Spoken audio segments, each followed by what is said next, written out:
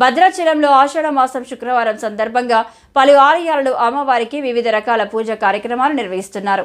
ఇందులో భాగంగా భద్రాచలంలోని RTC complex వద్ద గల శ్రీ దుర్గా మల్లేశ్వర స్వామివారి ఆలయంలో స్వామివారికి ఉదయం అభిషేక కార్యక్రమాలు నిర్వహించారు. విధంగా కుంకుమ పూజ కార్యక్రమాలు నిర్వహించి అనంతరం శుక్రవారం రాహుకాల సమయంలో అమ్మవారి వద్ద భక్తులు దీపాలు వెలిగించి పూజా కార్యక్రమాలు నిర్వహించారు. అదేవిధంగా సారపాకలో గల శ్రీ కనకదుర్గ అమ్మవారి ఆలయంలో ఆషాఢ మాసం సందర్భంగా గత 11 సంవత్సరాలుగా ఇక్కడ అమ్మవారికి శాకాంబరి ఉత్సవాలు ఎంతో ఘనంగా నిర్వహిస్తూ ఉన్నారు.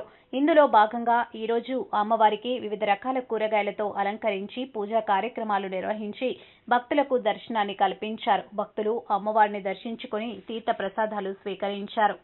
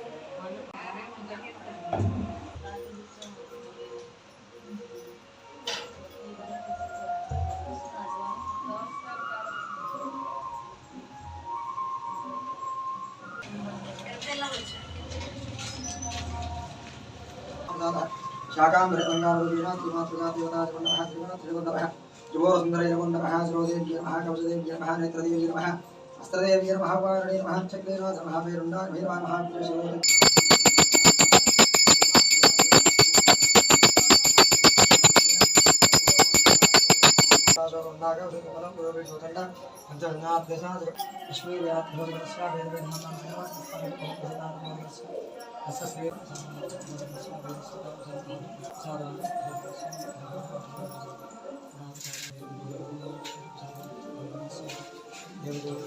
శ్రీమాత్రే నమః.